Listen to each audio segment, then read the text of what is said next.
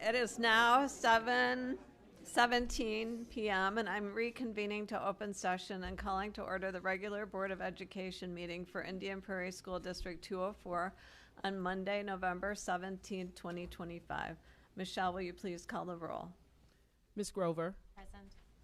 Mr. Carubas. Here. Mr. Rising. Here. Ms. Gentz. Here. Ms. Deming. Present. Ms. Fosdick. Here. And Ms. Donahue. Here. We have a quorum. Ms. Grover, will you lead us in the pledge? Pledge allegiance to the flag of the United States of America and to the republic for which it stands, one nation, under God, indivisible, with liberty and justice for all. The next regular board meeting will be held on Monday, December 15th. We have 2 board salutes today. Ms. Grover.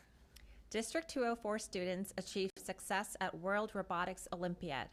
The board salutes Neuqua Valley freshman Srira Sharma, sophomore Ananya Karthik, and Crone Middle School 8th grader Hamsini Chenupati for their outstanding achievement at the World Robotics Olympiad, America's Open Championship in Panama City, Panama.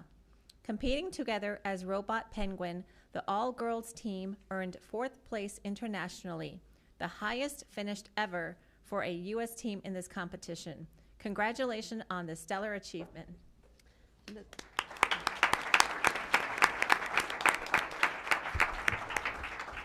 Ms. Deming. Illinois Principals Association DuPage Region Elementary School Principal of the Year. The board salutes Fry Elementary School Principal Laurel Hillman, who was named the Elementary School Principal of the Year from the DuPage region of the Illinois Principals Association. The award recognizes elementary school principals who have demonstrated a positive impact on their students and learning community. Congratulations, Principal Hillman.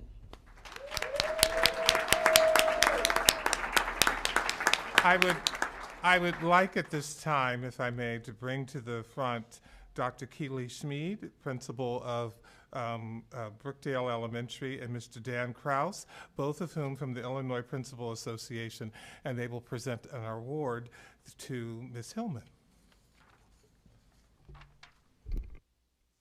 Thank you so much for having us this evening. It's our honor and privilege to award Lori with the Elementary School Principal of the Year for the DuPage region of the Illinois Principal Association. With more than 6,000 members, 23 regions across the state, she's now one of 23 elementary school principals that is being recognized this fall. She is now also a person that will be in contention for the State Elementary School Principal of the Year, has an incredible track record of success, as you know, 31 years in education, 12 years as the principal at Fry, and does a tremendous job. So it was a unanimous choice by our board to select her as the Elementary School Principal of the Year.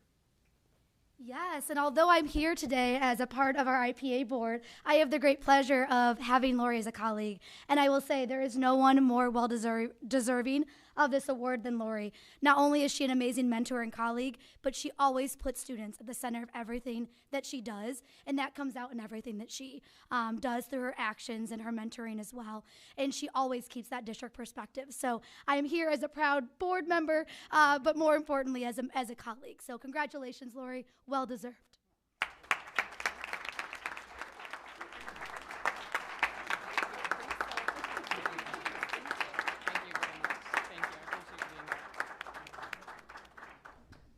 Thank you. Those of you who know me know that I do not miss an opportunity to use words, but this is one of the very few times that I really don't have a whole bunch to say other than thank you so much. Very honored for taking the time to recognize me this evening. Just very proud to be part of the district and to be recognized in this way, and just really appreciate all the kindness that comes from this kind of award. So thank you.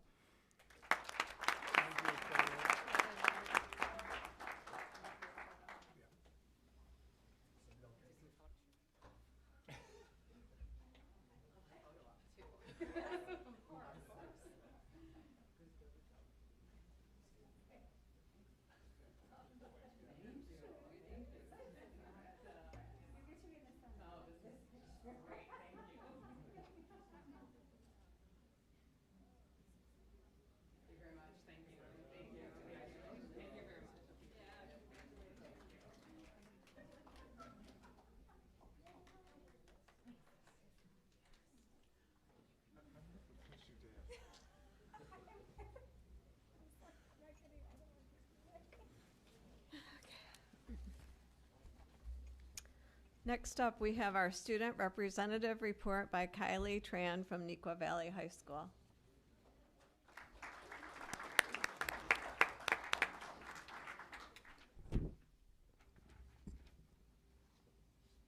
Good evening. My name is Kylie Tran, and I am the student representative for Neuqua Valley this school year.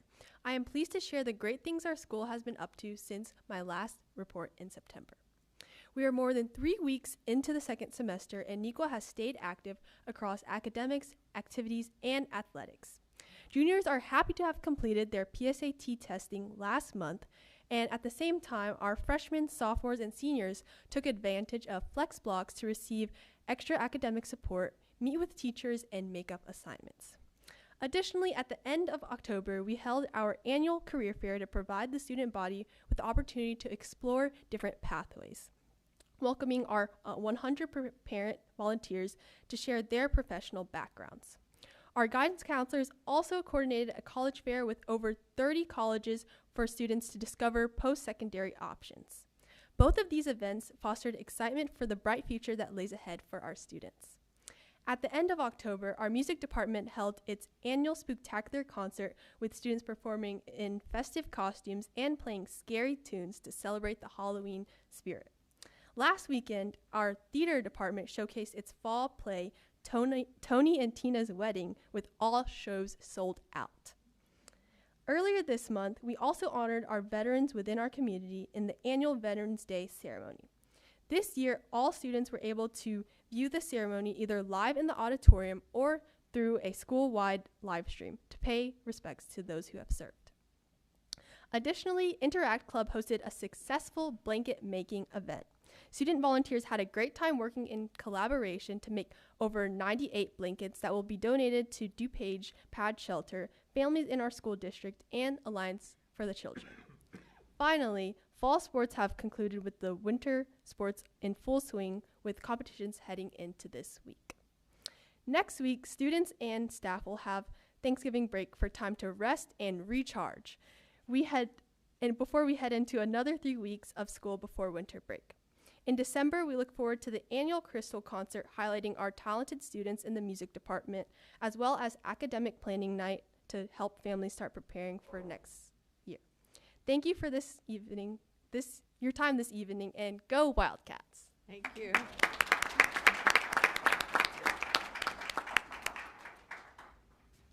All right, next on our agenda is our school spotlight, and this week it's Clow Elementary, so we will have a presentation by Ms. Katie Bennett, Mr. Ryan Henry, and Mr. Elliot Burke.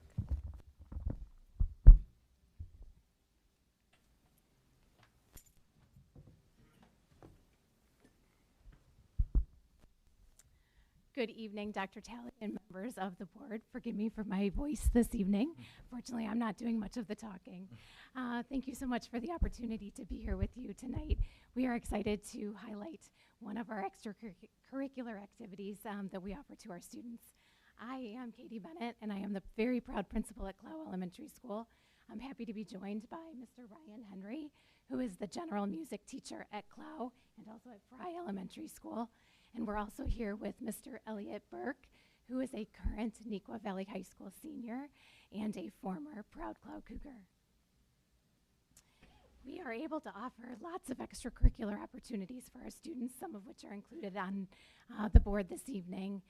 We really think that these offer students opportunities before and after school to engage in a different way outside of the classroom. Tonight, though, that we want to celebrate our Young Composers Club. This is under the direction of Mr. Henry, and he's really excited to share more with you about it. Awesome. Well, thank you so much for this opportunity. So our Young Composers Club, you can go ahead and hit the next slide. Project overview, we really started with this question. There was a day I was sitting in my classroom and just kind of dreaming. I like to have some dream time. And I had this question of, why don't I see young kids composing anymore? Like, you know, the old Mozarts and the Beethovens starting at age 5. And then I had this realization is, well, I need to teach them. I'm the music teacher. So we decided to launch this club that would cultivate musical creativity in 5th grade students through rich and engaging composition lessons, giving the students access to high-quality composition software like NoteFlight, and providing really life-changing live performance opportunities actually with members of our local community. Some of the brief history of our club is it launched at Clow at 2016. Became my master's project, so I got to research different strategies, the best practices for teaching young kids how to compose using actual notation. We launched it over at Fry in 2019 with Mrs. Hillman's support. And this club usually has about 15 to 30 students in it. It's had a rich history of local and international collaborations, and in its time, 10 years, it has premiered over 150 student compositions, which is pretty exciting. And then the next slide will just show you some of these collaborations. We've done a recital with the DuPage Symphony Orchestra where they premiered our students' music, which Elliot will be, you'll see that in just a second. One of his pieces was performed. We've had North Central College composition students give feedback, video feedback to our students.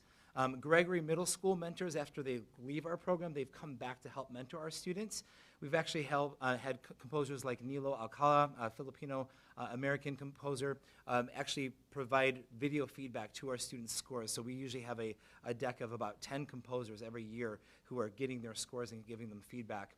Neuqua Valley music theory mentors also provide feedback in NoteFlight for our students. And my favorite, Neuqua Valley and Wabanzi Band Chorus Orchestra students actually perform our students' music at the end of the year in a field trip.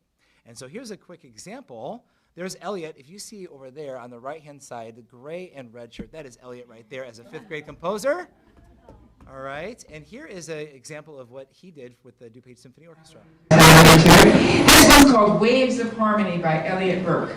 And Elliot's here tonight. There he is. Come on over.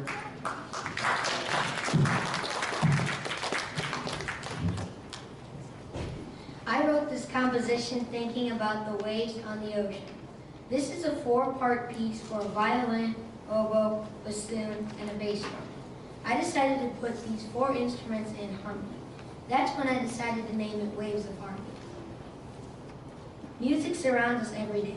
For example, there is a lot of music in waves if you stop and listen.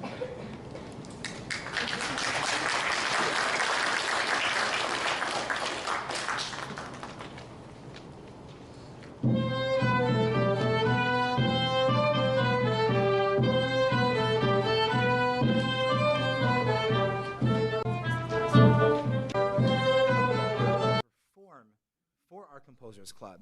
And then we'll skip the next video for time, but he is in this video and he counts off the ensemble and they perform one of our 5th graders' music from last year. I want to give Elliot a quick shot here to share a little bit. Yeah, so hi, my name is Elliot Burke. The Young Composers Club was dedicated time and space for me to just sit and compose whatever came to mind. Armed with notation software and a crash course on how it worked, I set off and wrote my first piece, which you guys saw, Waves of Harmony. By the time I was in 5th grade, I had already been taking guitar and percussion lessons outside of school, but Composers Club was an opportunity to get more involved with music through school. The most significant part of being in Young Composers Club was getting to see the DuPage Symphony Orchestra perform Waves of Harmony for me. I remember thinking that it was so cool to have a professional musicians perform my composition in front of an audience. Very impressive for a 5th grader. From 6th grade on, I have been involved in curricular bands in middle and high school. I've been in the highest band at the Neuqua Wind Ensemble for the past 2 years. I'm a member of the Neuqua Valley Symphony Orchestra, the Neuqua Valley Steel Band, and the Marching Wildcats ending on center snare. I'm currently taking music production and AP Music Theory, where once again I'm using NoteFlight, which is the very same software that I used to compose that in 5th grade, and I learned it at my very first Young Composers Club meeting. A full circle moment for me was when I got to play timpani on Pictures at an Exhibition with the DuPage Symphony Orchestra last spring as a member of the Neuqua Valley Symphony Orchestra, and there's a picture of that on a slide right there. Wow. I'm all the way in the right corner playing timpani in the back. My involvement in Young Composers Club helped me ignite my passion for music. Although I don't plan on majoring in music in college, I know I will continue to find space for it in my life, as it definitely shaped who I am today. Wow, that's awesome. Full circle. So I just want to say thank you so much, because all the access that our kids have, it is doing something, and it really matters. We appreciate you all. Thank you. Thank you. Very, very amazing opportunity for students, and just a great story seeing Can I make a comment too? Yeah. My oldest daughter, who's now 27, had Mr. Henry in elementary school for music. I don't mean to age you. Sorry, Mr. Henry. But, wonderful what Clow is doing, and thank you for highlighting this, and I'm sure he's doing something very similar at Fry as well. But I think it's also just a testament to all our music teachers across the district who consistently inspire our students and spark that love of music. So I just wanted to make that comment briefly, but yeah. We invite you all to come in the spring to Neuqua and hear this. Yeah. Absolutely. Thank you.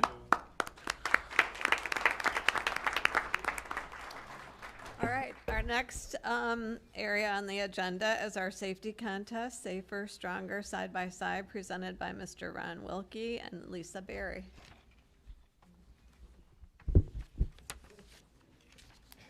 Not Lisa. Good evening, Dr. Talley, President Donahue, and board members. Thank you for allowing us time this evening to present awards for our winners of our school safety contest. I'm joined by District 204 School Resource Officer Alonzo Hedgepath from the Naperville Police Department. I'd also like to thank and acknowledge Carrie White from Rival 5 Technology Support Engineer, who will be handing out the awards and the prizes. Thank Rival 5 for their generous sponsorship again of this program, which is allowing us to give away these prizes. And we appreciate those who participated on our judging panel, which included members of our local law enforcement, representative from our sponsor Rival 5, and school district administrators. We thank them for their time and effort in selecting the winners who will be awarded this evening. We'd like to welcome all the student winners and their parents who are here tonight too. This is District 204's second annual safety contest, in which students were encouraged to create posters, digital designs, or video PSAs to raise awareness about school safety and fostering safe learning environment. School safety is a shared responsibility, and it is crucial that students, staff, and the community work together to create a culture of awareness, vigilance, and action.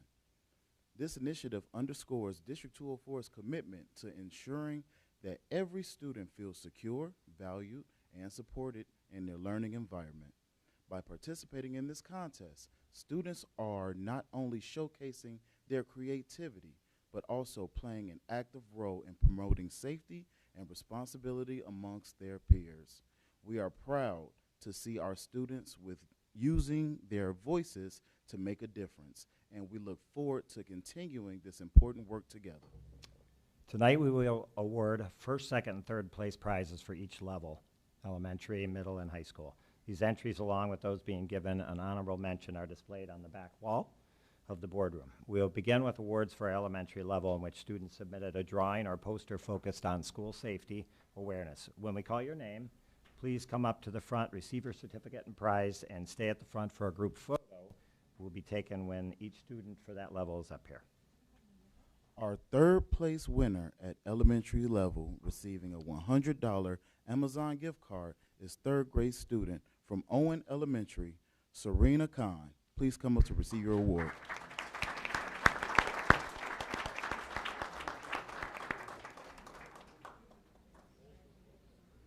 Our second place winner, receiving a $150 Amazon gift card, is a fourth grade student at Brooks Elementary, Sriyan Kantamneni. Please come up to receive your award.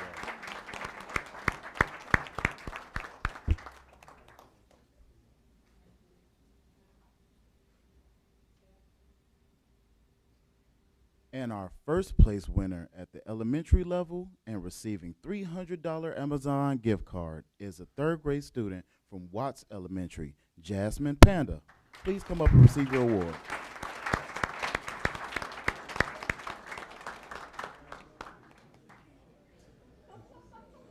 Let's please give all our elementary winners one more round of applause.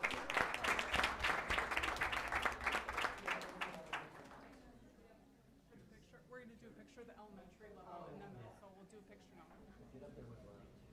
The board members want to get in the picture as well? Whatever you want to do. If the parents want to come up to get a better picture, feel free.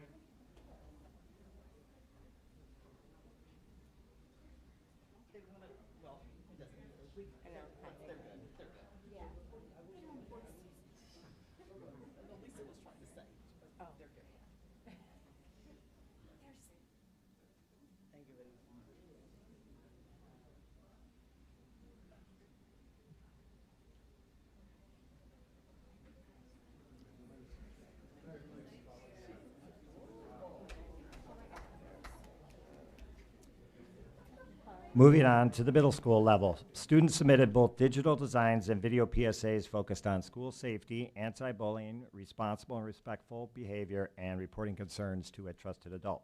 Again, we'll call your name. Please come to the front to receive your certificate and prize, and stay at the front while we do a group photo. Our third place winner at the middle school level, receiving a $125 Amazon gift card, is an 8th grade student from Gregory Middle School, Taylor Vick. Please come up to receive your award.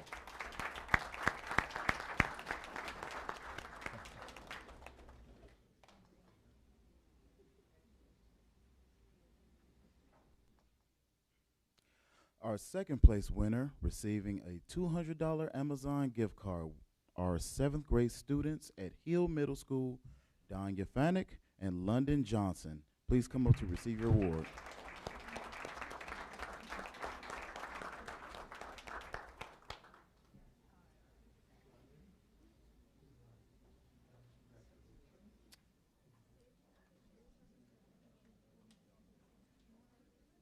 For first place, we actually had a tie, and both winners will receive a $400 gift card thanks to Rival Forward Technologies. First of our first place winners are 8th grade students from Hill Middle School, Mohammed Mavia and Ariz Ansari. Please come up to receive your award.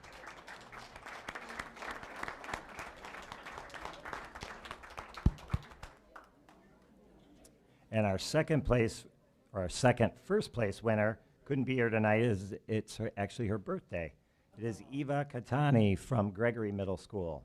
Let's give all of our middle schoolers a round of applause.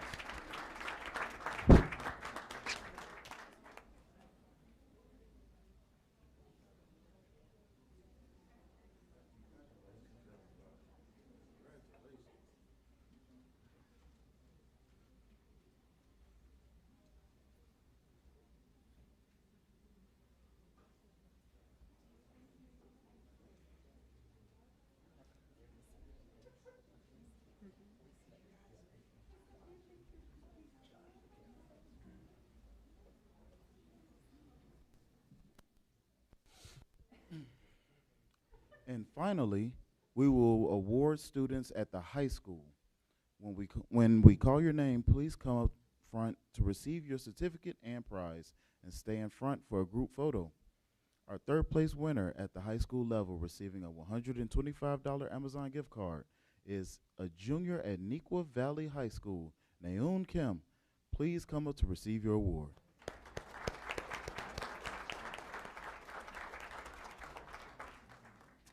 Our second place winner, receiving a $250 Amazon gift card, is a senior at Mattia Valley High School, Tanya Marine Asif Iqbal. Please come up to receive your award.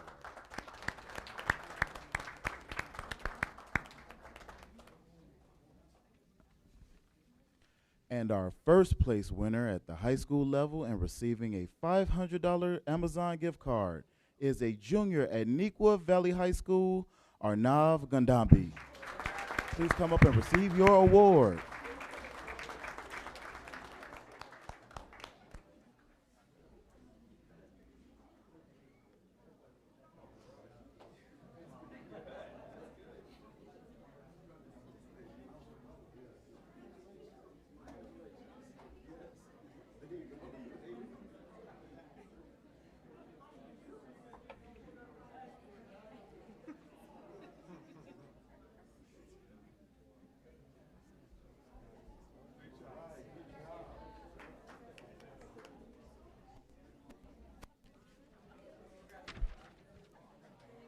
Congratulations again to all our students who won awards during this year's safety contest. We would also like to acknowledge all the students who participated in the contest and the parents and teachers who supported our students in this process. We appreciate your partnership and recognition that safety of our schools is a shared responsibility and takes all of us working together. We'd also like to thank Carrie White again and the team at Rival 5 for their generous sponsorship of our second annual safety contest. Thank you, everyone. Thank you.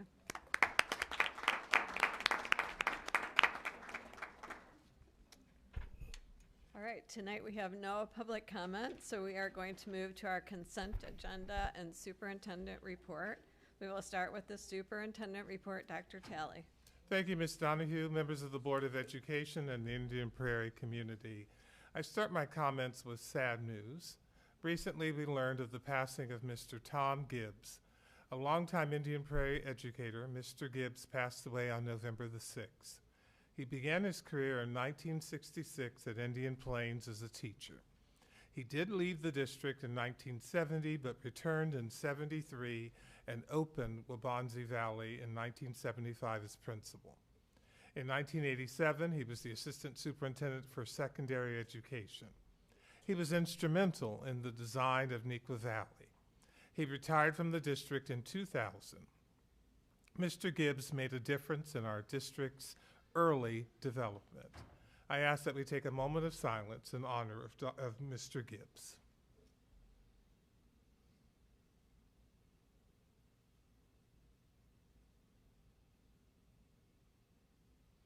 Thank you. Saturday, November 15th was designated as School Board Members' Day. We want to thank these volunteers who sit up here for their hours of service to the students and parents and staff of Indian Prairie.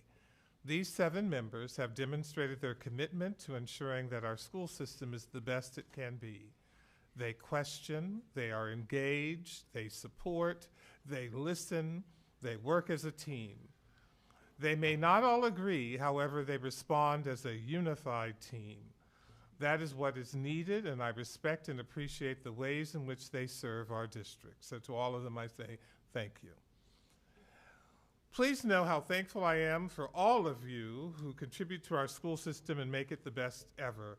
Just today, I received thank you cards from students in Ms. Huff's first grade class at Young Elementary, thanking me for reading to them as part of Ms. Huff's Mr. Reader program. I am thankful for the opportunity to read to the students and pleased with their cards. As this is the last meeting before Thanksgiving, I wish to wish all of our students, families, and staff a happy and safe Thanksgiving, and I'm now going to turn it back to Ms. Donahue. Okay, time for our consent agenda. I need a motion to approve consent agenda items D through K. Make a motion that the Board of Education approve consent agenda items D through K as presented. Second.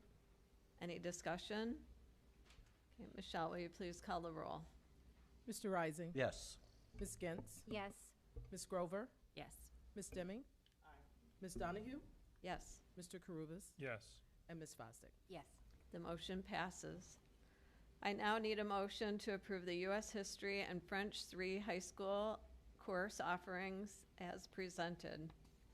I move that the board approve the U.S. History and French 3 high school course offerings as presented. Second. Is there any discussion? Okay, Michelle, will you please call the roll? Ms. Fosdick. Yes. Ms. Grover. Yes. Mr. Rising. Yes. Mr. Karubas. Yes. Ms. Deming. Aye. Ms. Gentz. Yes. And Ms. Donahue. Yes, the motion passes. I now need a motion to approve the high school U.S. History interactive textbooks and accompanying digital resources as presented. I move that the Board of Education approve the high school U.S. History interactive textbook and accompanying digital resources as presented. Second. Any discussion? Okay, Michelle, will you please call the roll? Ms. Gentz. Yes. Ms. Grover. Yes. Mr. Rising. Yes. Ms. Deming. Aye. Ms. Donahue. Aye. Ms. Fosdick. Yes. And Mr. Karubas. Yes. The motion passes.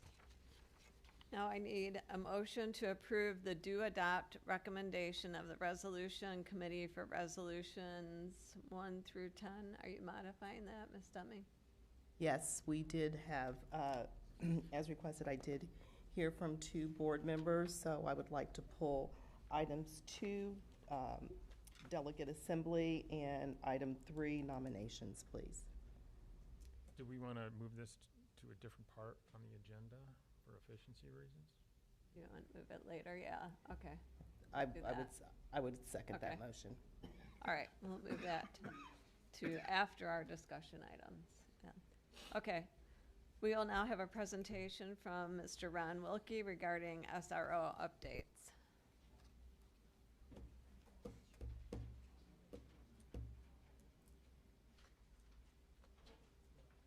Bring your own chair.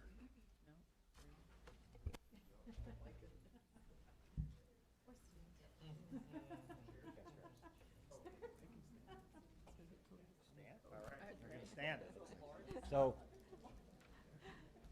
many of you were probably wondering what were all the police officers doing in the back there. To set this up a little bit, Dr. Talley and I talked several months ago about state of school safety and a little bit about our school resource officer program, which has been around for a long time.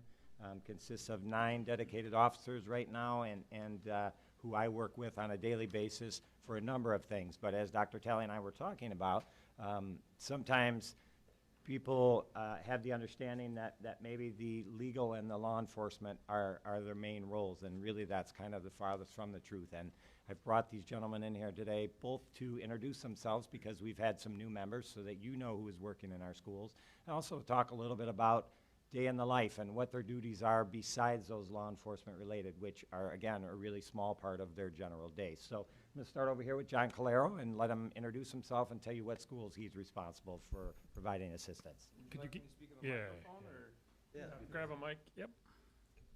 Is here okay? Yeah. Good evening. I'm Jonathan Calero, Naperville police officer. I've been a police officer for a while. Been an SRO for a little over 3 years. I'm also a proud dad, District 204 dad. My son Johnny attends Peterson Elementary. He's 2nd grade in the special needs program there, and my heart goes out to everybody, his teachers, his aides. They're absolutely unbelievable with him.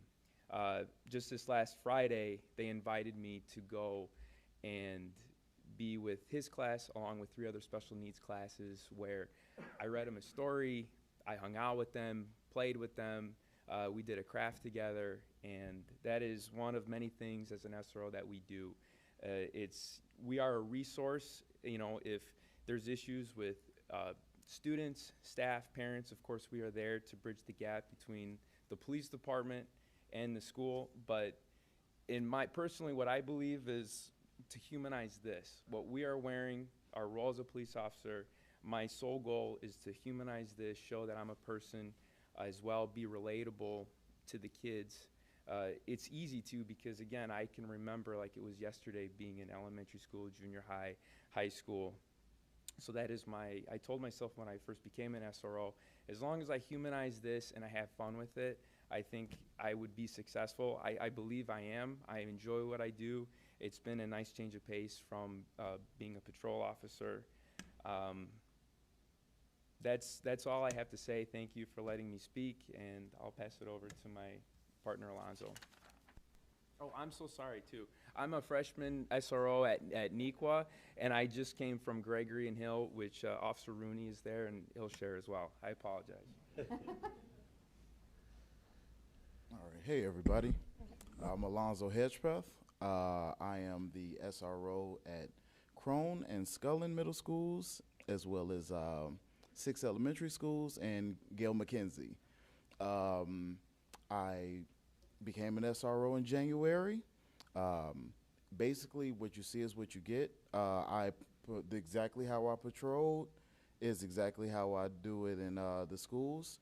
I was in, for the past 10 years, whether I was in Richton Park, Illinois, where I used to police, or here in Naperville, I was always big on community policing. I feel that that's the only way I've solved several crimes based on the community and helping the community, and the community helps me right back. I am a dad, so that's all I am as in the schools, is like a second dad to everybody. I love to just be up and communicate with all of the children. The ones that have the most problems, I gravitate to the most, and they give the respect right back to me. It's really surprising how much, if you put in the energy that you'll get right back. You know, so that's what I've been appreciative of since I became one. It's busy, but it's a good busy, you know, because you get thanks that you would never get on patrol. You know, like the level of how it fills your heart and mind, it's paramount above everything. And it's a position that where you had to give a thought can I commit to this? And then you found out really fast that yes, I can. So, yep, I appreciate this time, and thank you all very much.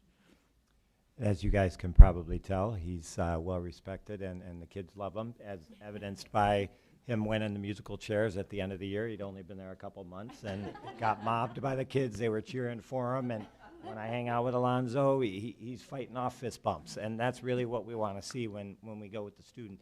I visit the SROs on a daily basis, and I am never not just happily not shocked, but surprised at the amount of time students come up and make connections with them, and they talk about sports or extracurricular activities or anything that they're doing, but they truly do gravitate, and that's what we're looking for, is that relationship building. So who's next? Yeah, Mark. Hello, I'm Mark Schumacher. I'm the SRO at the Neuqua Valley main campus. I've been an SRO since since 2019. I was at Hill and Gregory, I was at Cronin Scullin, and at the Freshman Center, and now at the main campus. So it's been great. The seniors that I have now at Neuqua, I had them when they were sixth graders at Cronin Scullin. So it's been a lot of fun. I love being an SRO. I'm also a 204 grad. So I've spent a lot of time in 204 school. So it's been a lot of fun. So I'm not as long-winded as my partner. So who's next? Who's next? All right. Ray Morris. Yeah. Well, good evening, everyone. I'm Ray Morris. I'm the SRO at Waubonsie. I've been at Waubonsie for the last 3 school years. I've been a police officer for 19 years, 17 years here in Aurora. My main focus is safety and security within the schools. Also, just building those relationships with the kids, keeping the lines of communications open with the staff, students, as well as their parents. So, thank you.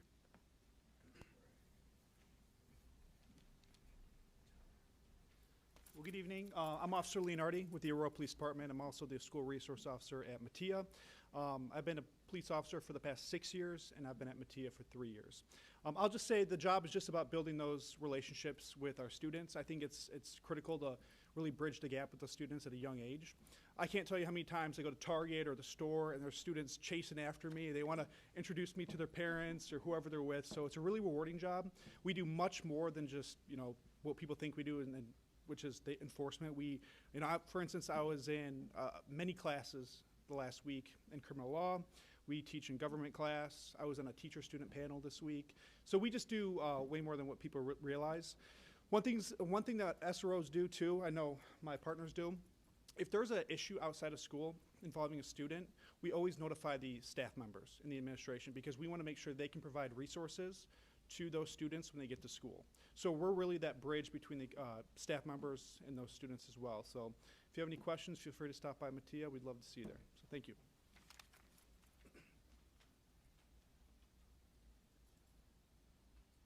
All right, I'm Sergeant, excuse me, I'm Sergeant Michael McLean with Naperville Police. I've been here for about 21 years. I don't work in the schools, but I supervise our SROs. I was a 204 grad, went to Brookdale, Hill and Waubonsie. My kids are currently at Mattia. I will say the one thing I have to offer this, because I'm actually not in the schools, I get to see these guys do it. The one thing about this position that I think people don't realize is they have to be a little bit of everything. They are counselors, they are teachers, they are police officers, they are role models, they are mentors, and then they also have to handle any type of call that comes through. Like if I'm in patrol and I have a fairly high level crime, I'm dealing with a financial crime or whatever, that goes to a very specialized group. They get everything that comes through the school because it's theirs to have to deal with. So they have to kind of be a jack of all trades, and to see them do that on a regular basis and still have those close connections with their community of kids that they deal with is super impressive. It's been fun to be a part of. I've been doing it for now about a year. Didn't have any experience as an SRO, so it's been kind of a learning curve for me to kind of jump in and figure it out, but it's been neat, and they're a lot of help and guiding me along that path. So thank you for your time, and I appreciate this.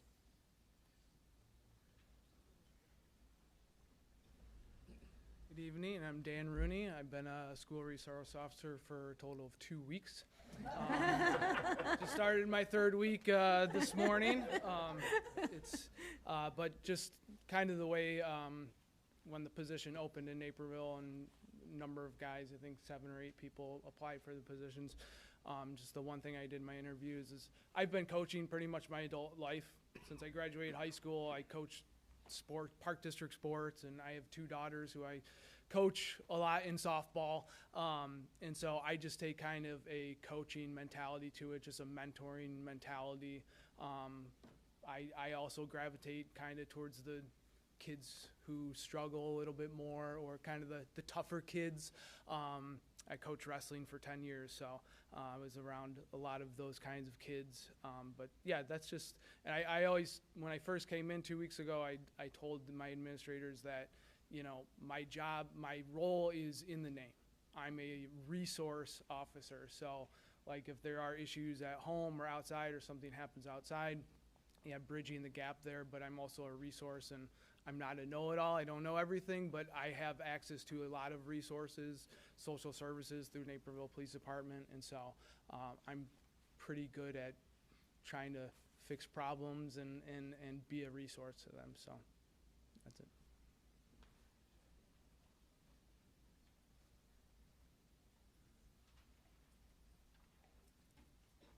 Good evening, Officer Nykiel. I'm the new SRO in the middle schools on the Aurora side, so Fisher, Granger, and Still. I've been in the position for about 3 months now. 8 years of law enforcement experience before that. I was a field training officer. The number one thing for me being a new SRO this year is to build a lot of connections with the staff and obviously the kids. I have 3 schools, so I try to get myself out there, passing periods, gym class, lunchrooms. It helps when I have good peers that I can rely on.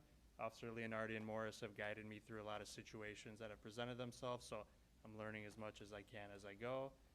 One of my favorite experiences thus far has been teaching drug class at all the middle schools, so I've been approached and happily volunteered to teach a 2-day drug class.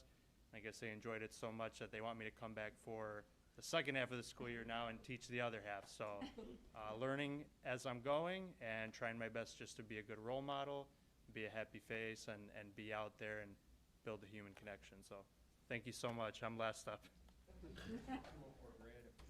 I am, yeah, Mattia Valley and Granger before it. So just letting you know who, as you heard, some of them are newer, some have been around for a long time, but these are the people that our students and our staff rely on, as Dan mentioned, as a resource, right? And my role is to kind of be that liaison between District 204 and our district staff. So they mentioned a couple things about assisting with school safety and security and of course emergency preparedness.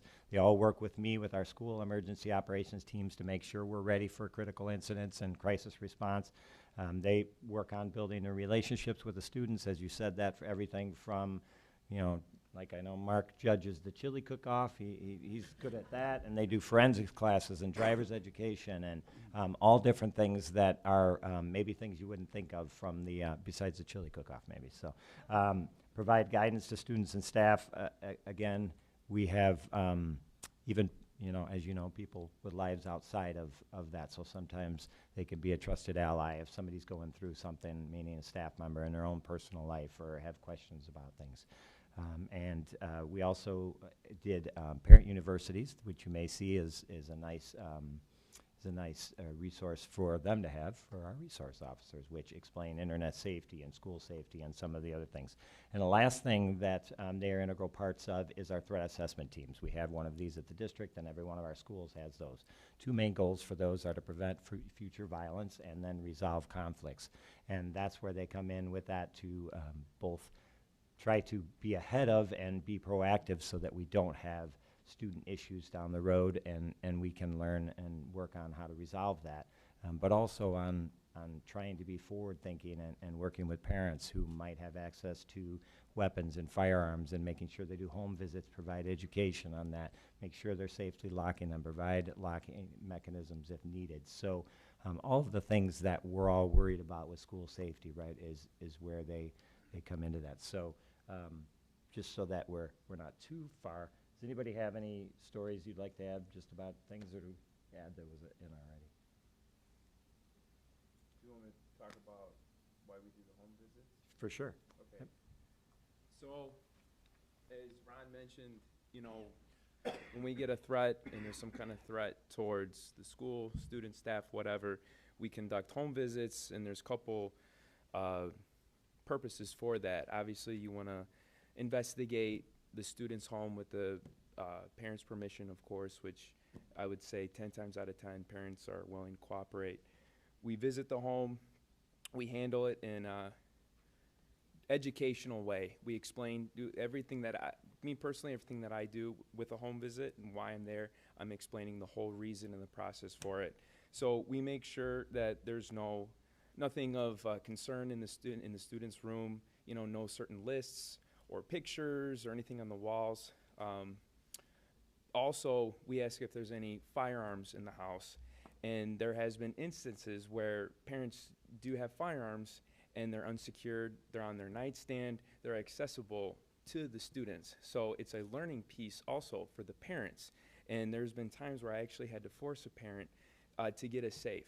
And he was a little hesitant, but ultimately he did. He showed me the receipt of it, he showed me the delivery of it, and I explained to him it's peace of mind for the school, the students, the parents, the school district, and of course myself and the police department. And eventually he understood that. But that's the reason for those home visits, is to explain it to the child, to investigate the room, make sure there's nothing of concern, but more importantly to make sure that parents are on board with properly securing their firearms, because there has been times where they are not. But it's kind of like a blessing in disguise, and had that not happened, who knows how long that would have gone, where weapons are unsecured and these certain situations arise.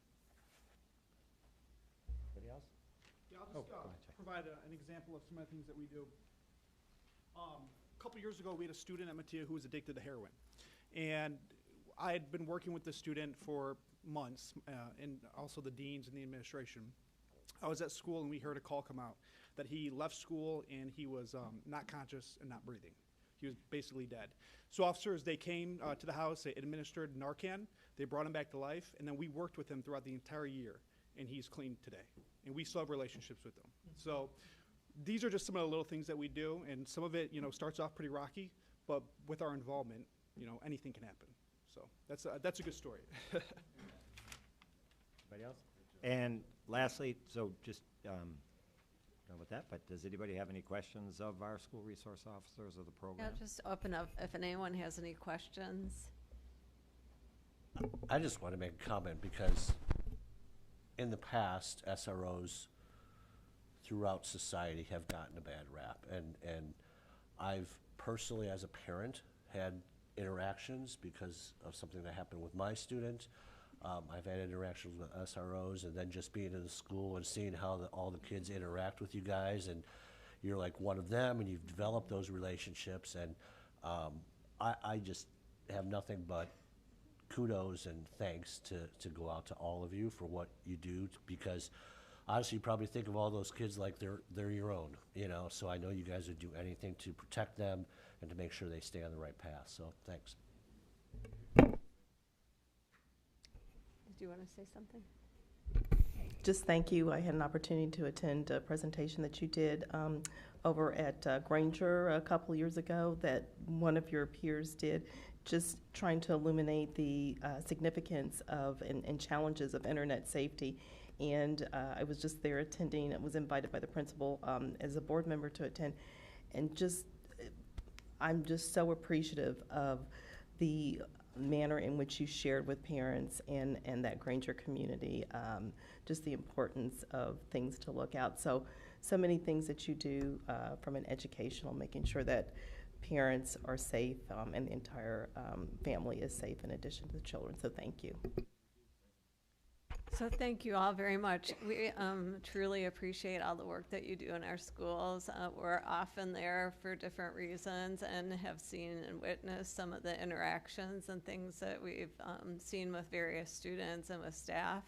And it is, like you said, the word resource is there for a reason. It's like something that is helpful across the board within our schools. And thank you for also making students comfortable with police officers and not seeing them as an enemy, but as a help and a resource for everyone. So thank you so very much, all of you. Yeah. Did I say something? I just want to say, it truly is a partnership that we have. I appreciate Ron Wilkie and what he does, all of the SROs and what they do. I echo what was said. Whenever I visit the schools, the relationship relationships between and among the SROs and the students is truly remarkable. The students go to the SROs. The students engage with the SROs. And that is done because of the relationships that have been built. I'm so proud that we have the SROs that we have in our buildings and the work that they do on a daily basis. It's a great thing for Indian Prairie, so I thank all of them.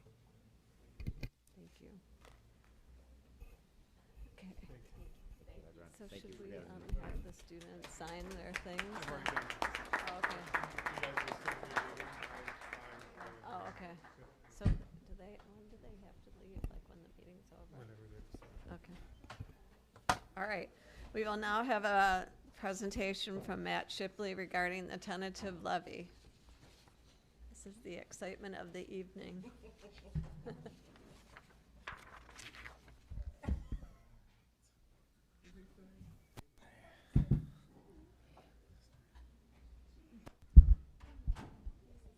All right, yeah, good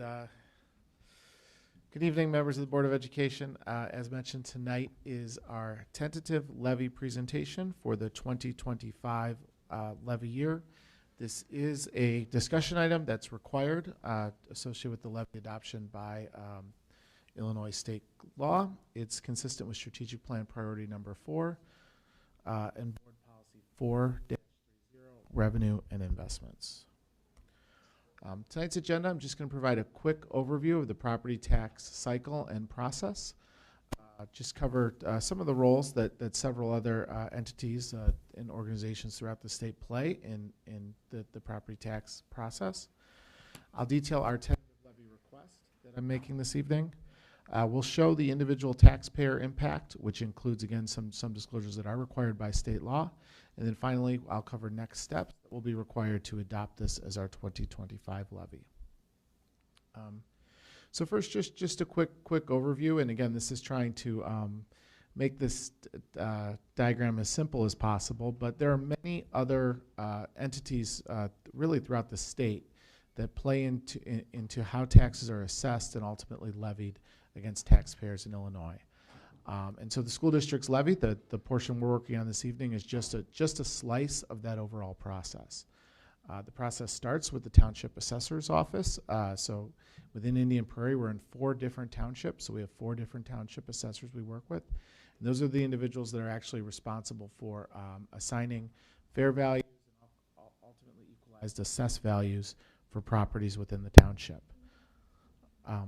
That data is provided to the county supervisors who review those assessments. And then also the Illinois Department of Revenue plays a role in the equalization process. So there's work being done on our behalf, both at the township, the county, and the Illinois Department level. This is occurring throughout the summer and is even ongoing now. So we'll talk shortly that we don't know some of the final numbers associated with our levy, and that's because this work is still ongoing. Once we do, yeah, am I? Let's switch off to another one of the mics because that one seems to be going in and out, and we'll see what happens. All right, I'm on the 3rd one now, so let's see how this goes. Okay. All right, once we adopt the levy in December, we will file it with both counties. Again, we're in multiple counties, so we'll file it with both DuPage and Will, and then it'll be up to the county to issue our final extension. And then ultimately the county treasurers who bills our residents on our behalf, collects funds, and ultimately remits it to the school district. So just to reiterate, the district is not responsible for the actual assessment of properties, applying exemptions, administering any of the assessment challenges, or even billing or collecting funds. However, these are all steps that do impact the district's levy, how it's applied across taxpayers, and ultimately how the funds are remitted to the district. And so I would encourage anybody with more specific questions on any of that piece of it to work with their township assessor or with the appropriate county officials. We do work closely with our assessors and with the counties, however, to just understand sort of some general trends that are occurring within the counties. So we do know that 2025 is a standard reevaluation year. So once out of every 4 years is a full reassessment of all properties in the district. This year is not one of those years. This is a year where the assessors are really just taking a general factor and applying it to all properties based on the current market. Other valuation changes, resulting from significant additions or changes to a property's type, that's being done on a selective basis as opposed to being done to all properties in the district. We do expect to see significant increases in assessed values once again this year. Again, the broader market, when you sort of talk about fair market or what you see maybe in real estate, transactions is starting to slow down a little bit. But when we talk about assessed value, that tends to lag actual market values. And so we are continuing to catch up with significant residential market increases we've seen sort of in that post-COVID real estate market from 2020, 2021 and on. We do expect this to be a year where we see significant new property. We're expecting about $70 million of additional equalized assessed value being added to the district. That represents a little over $3 million of new revenue to the district. That includes some good commercial and industrial development, but it does also include some recent housing or residential developments as well, primarily in Will County with the Sawgrass development. And then finally, we do expect to see a decreased tax rate with the district's tax rate being among the lowest in 15 plus years. This is a result of that increase in assessed values compared with an increase to our levy being below what we're seeing in market values. I'm going to add to the trend tonight of taking water, and it seems like it's our first meeting this year where everyone's got a little bit of a sore throat, but between that and the microphones, it's struggling a little bit tonight. So, all right. So moving on to our tentative levy request, I do want to emphasize this is not necessarily reflective of what the individual taxpayer will feel, but this is showing the district as a whole. So we are recommending a tentative operating levy of $360,500,000. That's about a $14.4 million increase from last year, about 4.1%. The bond and interest fund levy, which is shown here, the board does not take action on. That is already determined by the counties based on our outstanding bonds and interest and paperwork we file when the bonds are issued. So that amount is increasing slightly as well, in line with the Safer, Stronger 204 referendum, but we're not taking specific action on that as part of tonight's presentation. So the operating levy increase under PTEL is limited to the 2024 CPI, which is 2.9%, plus an allowance for new property. So that 4.15% represents a 2.9% for CPI, and then a little bit over 1% related to new property. And then the final piece of this is that because we do not know the exact new property amount, the county will adjust our levy down to whatever the actual new property amount is once that is determined in the spring. So our obligation tonight is to pass a levy that will capture all that new property, and this tentative request does reflect a levy that should capture all new property in the district. Just wanted to provide a little bit of background on why we are making tonight's tentative levy justification. I'll start by saying that this levy is consistent with the 25-26 budget that was passed in September. So when we passed that budget, we did assume a levy that would go up by approximately that 4.1%. Property taxes continue to represent the largest and most consistent revenue source for the district at about 77%. It is the only revenue source that has come close to keeping up with inflation, as state and federal revenues have basically been held stagnant or increased very, very minimally over the past several years. As board members know, our state of Illinois evidence-based funding percentage is at 84%.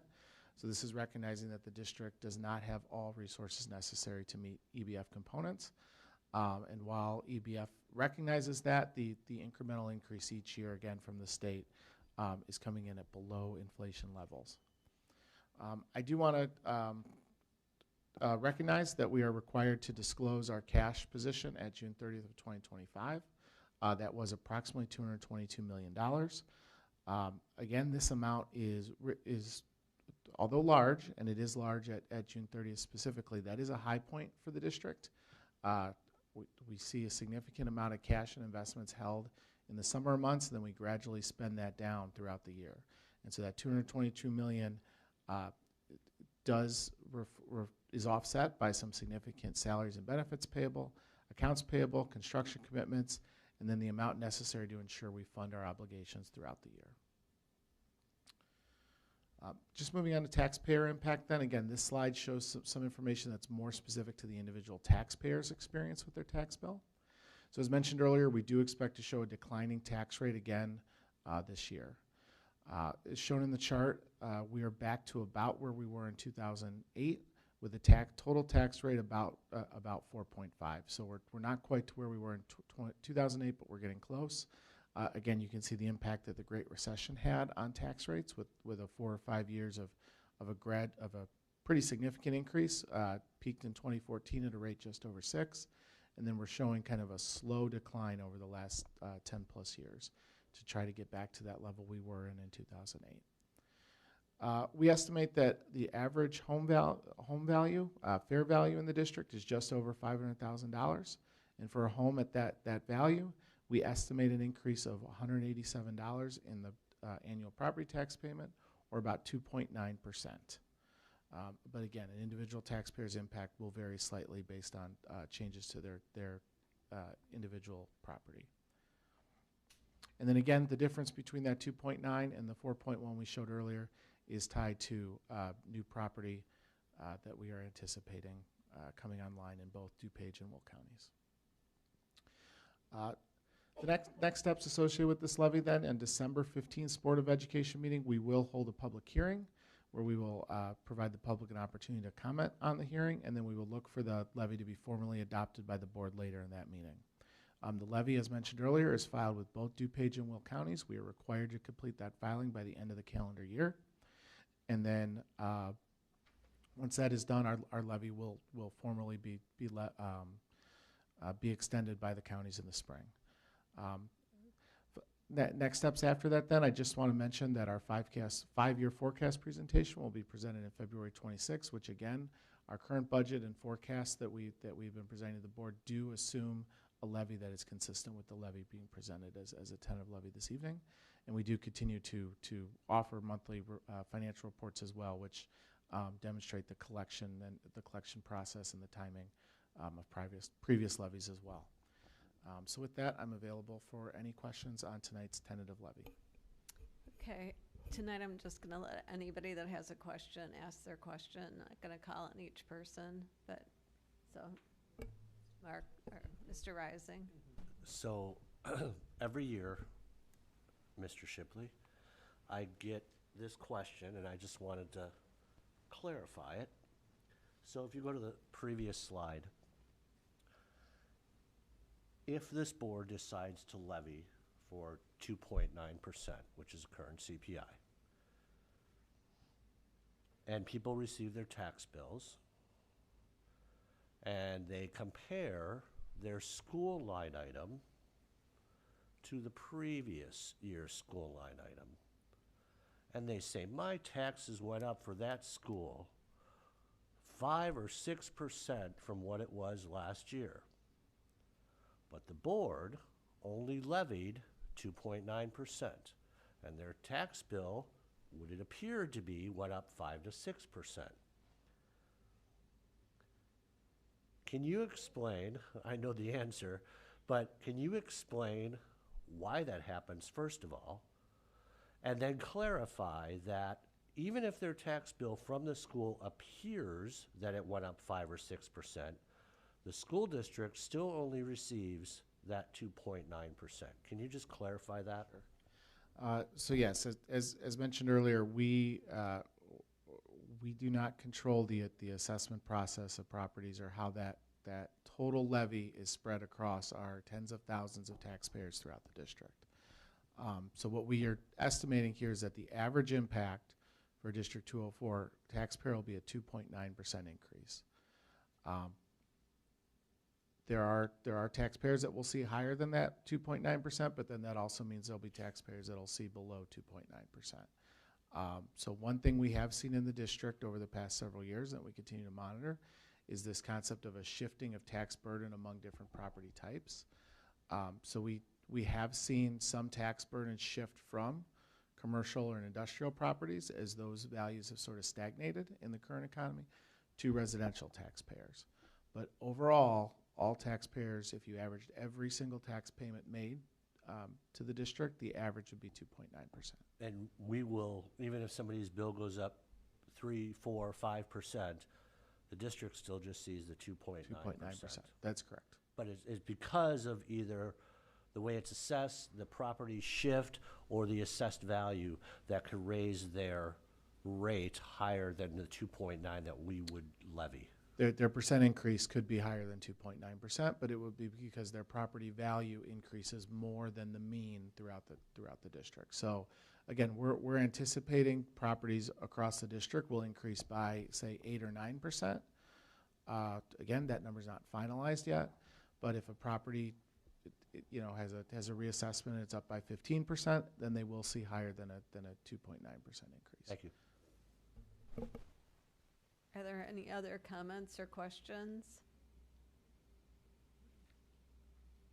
All right, I think that's it for the night. Okay, thank you. Thank you very much, Mr. Shipley. All right. Now it's time for our Legislative Advocacy and Board of Education, and we'll go back to our approval for the Resolutions Committee. Before we start, should we make a motion? I don't know if we have to appoint Susan as our delegate rep, but you are our IASB rep, and I know we need elect an alternate. Sorry, we did appoint me Okay. at some point, but we do need to, we would like to appoint an alternate. All right, so Okay. should I make a motion for that? Yeah. I move that Board of Education appoint Natasha Grover as the 2025 IASB alternate delegate for the Delegate Assembly on behalf of our Board of Education. Is there a second? Second. Any discussion? All You're right. right. Michelle, will you take the roll? Mr. Rising, Yes. Ms. Gentz, Yes. Ms. Donahue, Yes. Ms. Fosdick, Yes. Mr. Karubas, Yes. Ms. Demme, Aye. Ms. Grover, The resolution passes, or the motion passes. All right.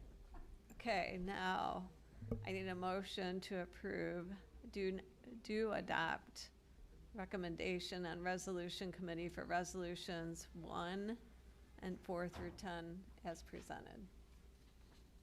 I move that the board accept the do adopt recommendations for the constitutional amendments, item number 1, and then item 4 through 10 as presented.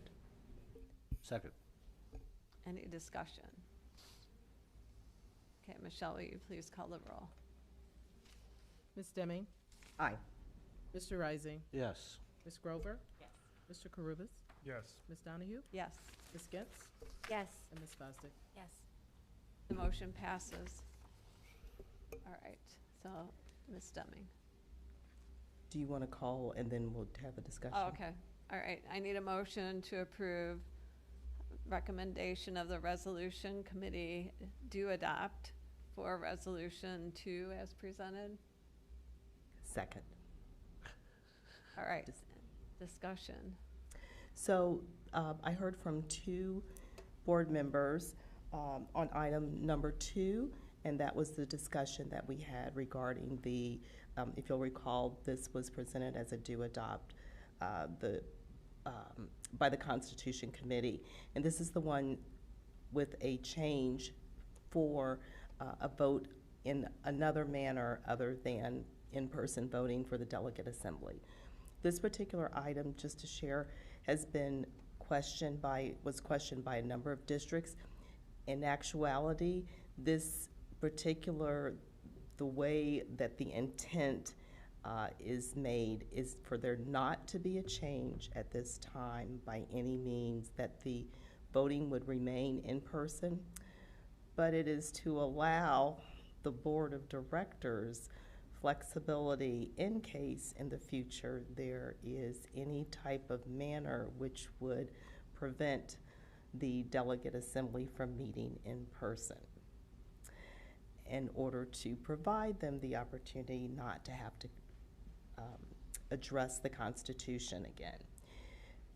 The second thing that I did want to share is that the concern there, people wanted to know if this had come about because there was a concern of certain boards not being able to afford attendance at the conference.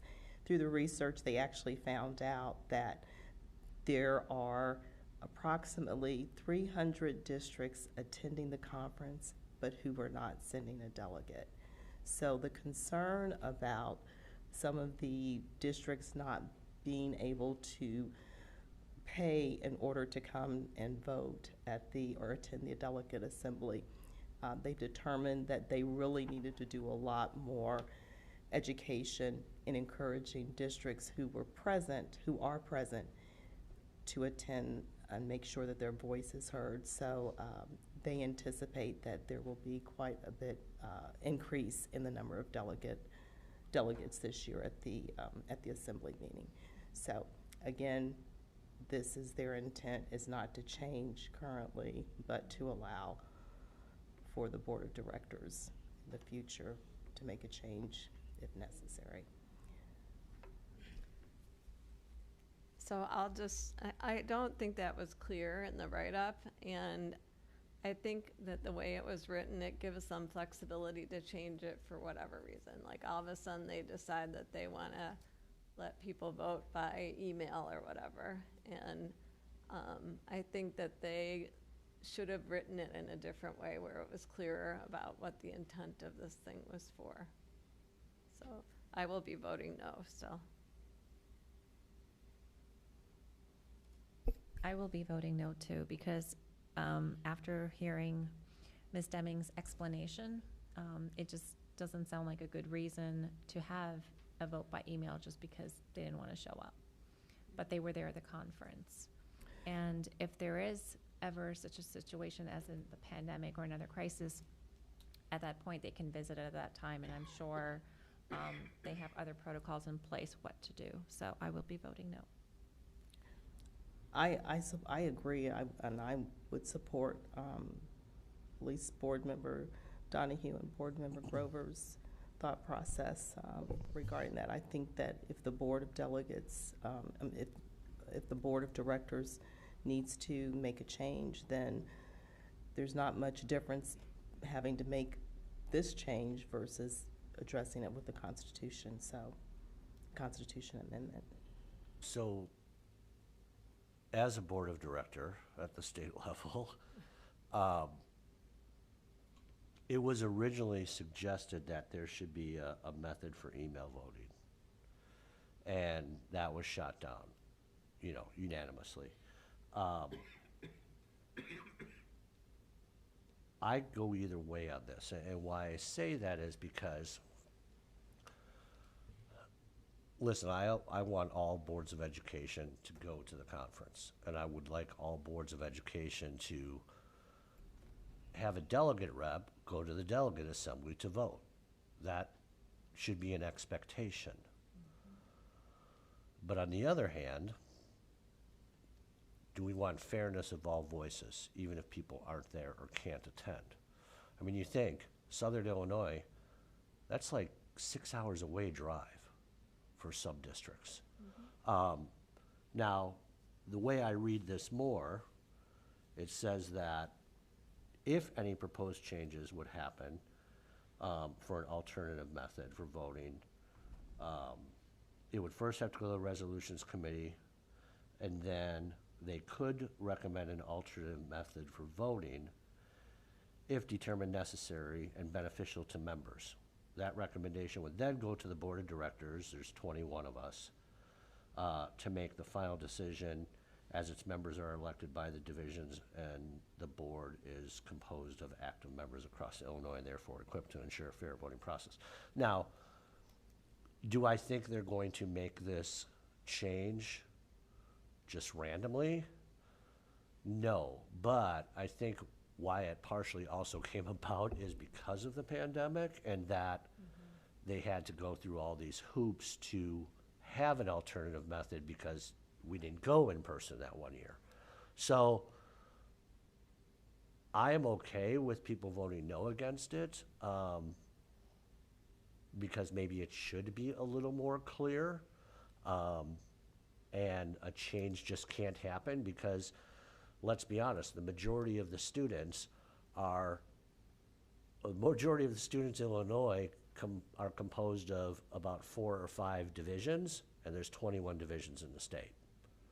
So if 4 or 5 divisions vote one way and all the other directors vote another way, that's not representing the majority of the students in the state of Illinois. So I'm okay if certain board members vote that way. I have Mark- not quite made up my mind yet. Mark, I wasn't going to get into the real specifics, but the reason that this actually came about was because there was one board member, he never shared which district he's from, but 3 years ago he attended the delegate assembly, saw that there were only 400 districts represented, and thought, we have 700 plus districts, so that's why he brought forward the potential email, which was voted down. Second year, he brought it back again, and they did do, he did a small survey of downstate districts, and then the office personnel actually did some research, and again found out that there are over 300 districts attending the conference, but weren't coming to the delegate assembly. So there was a little concern, because certainly that had been a concern as to whether or not there were districts who weren't doing at the delegate assembly because they couldn't afford to come to the conference. And they did say that a district can send a member to the delegate assembly, and they do not have to attend the conference. But it looks like the concern of districts not being there due to not being able to afford it may not be exactly what's happening. So they're going to be reassessing as they see this year. They've done outreach to try and have more districts attend that are actually at the conference. This is kind of crazy to me. If you take the time to go to the conference, why on earth would you not take your vote, right? Yeah, you'd be surprised how many boards of education don't even have this conversation. Right. And they just appoint a delegate rep and they send them and they vote however they want to, and they don't even have, They don't even have a board they discussion. haven't even had the discussion at the board table. They talked about that, yeah, so. Yeah. All right. I'm going to support the resolution. I think we can kind of release some of the reins on voting. Let's reduce some of the barriers to voting. I don't see why we can't delegate some of the decision-making on how to structure the voting to the structure of the IASB. Even though districts might be attending and not sending a delegate, that to me signals that they agree with what's happening there, and they don't need to go and vote and say, yes, I agree.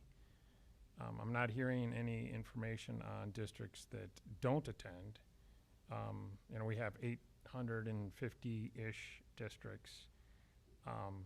In the state of Illinois, how many are IASB members and how many also don't attend? That's a number that obviously aren't voting. So I think if we can increase the ability of districts to be able to vote, I'm all for it. And let's reduce some of the barriers. I would agree with email voting, remote voting, virtual voting. We don't vote based on students, we vote based on districts.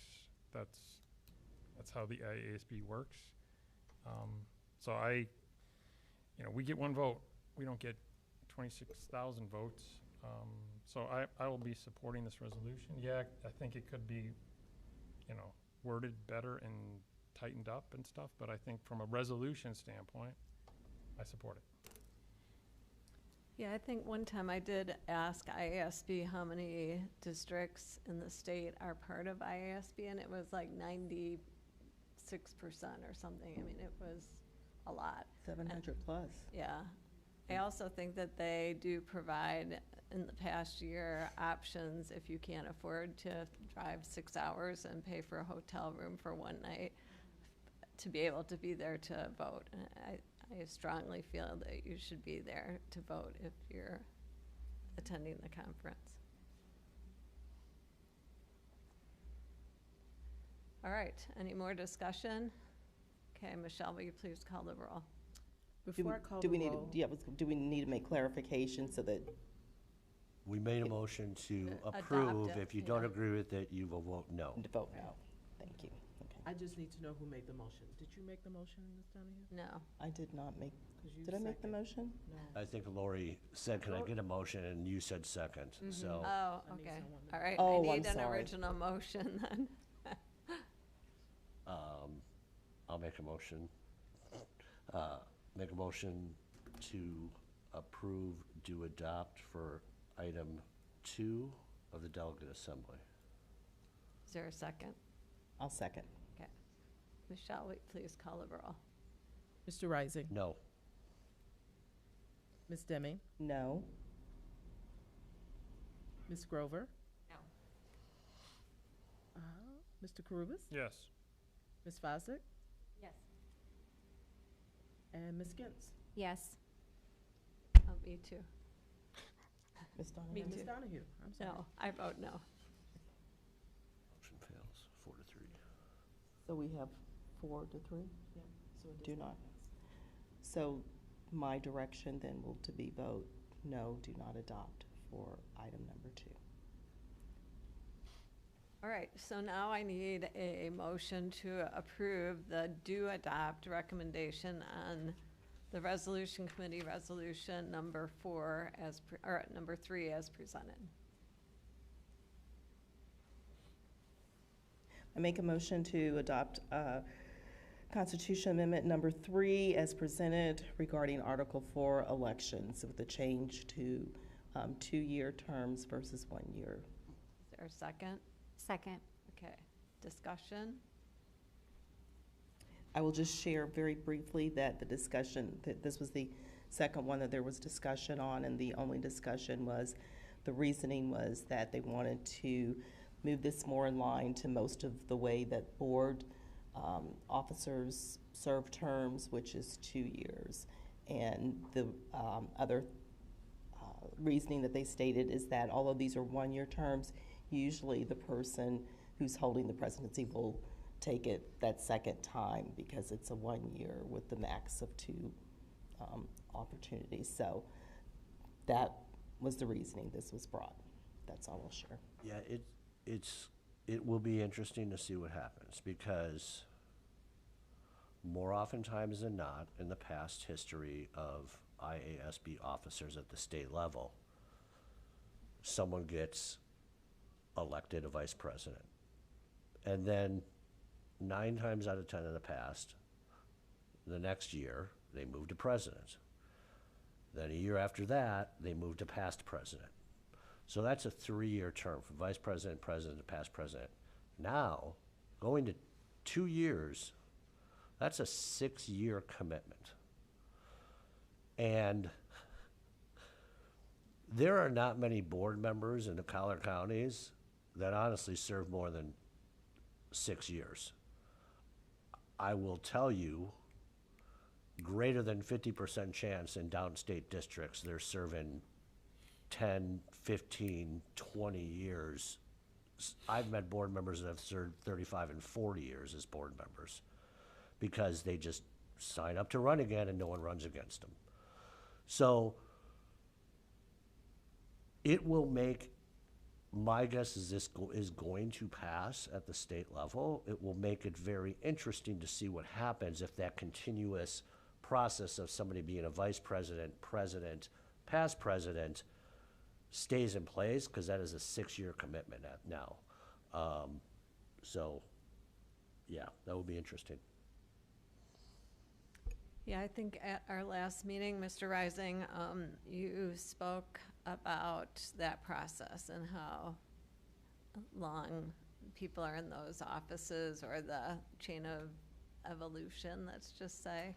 And you also mentioned that there might be somebody being nominated from the floor at the Yeah, at this convention.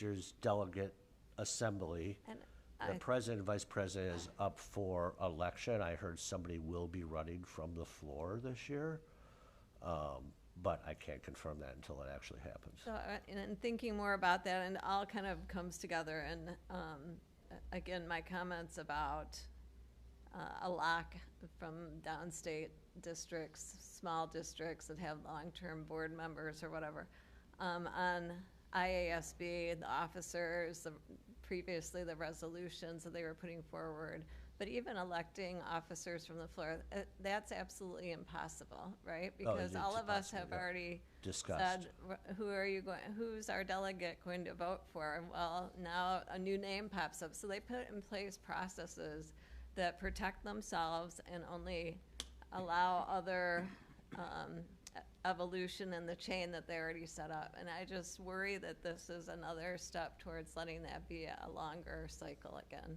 So again, I will be voting no. I will probably end up supporting this. There's part of me that thinks it's inevitable, and let's see how it plays out. Maybe it will open up opportunities to break that cycle of vice president, president, past president. Maybe it'll break up that cycle, because in some ways that also wasn't a good cycle, because you should have fresh people there. But having run for a position at the state level, I am happy the person that got that nomination, because I did not. I'm happy for that person, but that person has also been a school board member for 27 years, and it makes me question, did people on the nominating committee appoint that person over me because they've known them for so long versus, and I can not confirm nor deny that, but, and again, I'm happy for that person, but that does enter in my mind as well. I recognize this is not a direct comparison. But when I read this, it brought me back to, maybe Katie can speak to this also. This is often how a PTA functions as well. Mm-hmm. And I do fully support and believe in that learning curve that happens. Yeah. And I understand, what you said about succession and how that's gone from vice president to president, et cetera. But if this is a way to also discourage some of that, because people are looking at it as a 6-year commitment, to break it up somewhat, I think there's potential for that. But I do support the idea that to be really effective in your role, having that time to truly learn it while you are doing it is different than watching as a vice president or whatever. So for that reason, I will support it as it's written. I understand your concerns about it being the leadership being dominated by people downstate, but I think that's partially on us to encourage more people in collar counties or in here to get more involved. Yep. Yeah, I'm going to be supporting the resolution. I think it's a 2-year term. We're not talking about some major power shift in the association. It also aligns with our appointment of officers with our local policy. So I think it makes sense. I think there might have been a practice where, vice presidents around here decided not to run and go up the chain as well. So I think that might become the practice. So I appreciate the learning curve. I don't really see the downside. I'll be supporting. Any other comments? All right, Michelle, will you please call the roll? Ms. Deming? Aye. Ms. Gentz? Yes. Mr. Rising? Yes. Mr. Carubus? Yes. Ms. Grover? Yes. Ms. Fosdick? Yes. And Ms. Donahue? No. The motion passes. All right. And then, Ms. Dumming, you will be on a panel that I will, I'm sorry, President Donahue, can we go ahead and do the resolution, please? At the top of the school bus safety funding? Oh, okay. I didn't hear it, I didn't receive it. I didn't receive any comment on that, so we can, if we can make that assumption that everyone agrees, unless we want to take a quick. We probably should take a vote on that. Take a since quick we vote, didn't, that's since fine. we didn't really, we That's true. voted on the ones below. So That's fine. I'll make a motion for resolution, yes, to adopt resolution number 1, school bus safety funding. Second. Any discussion? How about they fully fund transportation? Agreed. Topic for another day. Yeah, exactly. All right. Michelle, will you please take the roll? Mr. Rising? Yes. Ms. Gentz? Yes. Mr. Karubas? Yes. Ms. Deming? Aye. Ms. Grover? Yes. Ms. Donahue? Yes. And Ms. Fosdick? Yes. Resolution passes, or the motion passes. All right. Our board will be attending the Illinois Association of School Boards this coming week, Thursday through Sunday, to become more educated and have our voice in these resolutions at the delegation session. And on top of that, Ms. Deming will be participating in a panel on Sunday morning on how to involve legislative advocacy in your district, and we're looking forward to all of that learning. Is there any other legislative items to talk about? Nope, just want to thank all of you because this is a volunteer job and we're taking time off from our own families and our professional jobs to attend this conference, so. We also don't want to forget about the Len breakfast on Saturday morning. Right. Thank you and I'll just want to say thank you for us having the discussion. As Board Member Rising indicated, I understand that very few, there are less than we would think boards that have the discussion that we have to make sure that we really reflect on what's best for our district and our stakeholders. So thank you for the conversation and directing me on how to represent us. Appreciate that, yes. All right, then I need a motion to adjourn. Motion to adjourn. All in favor? Aye. Aye. Any Yep. opposed? Okay, we're adjourned.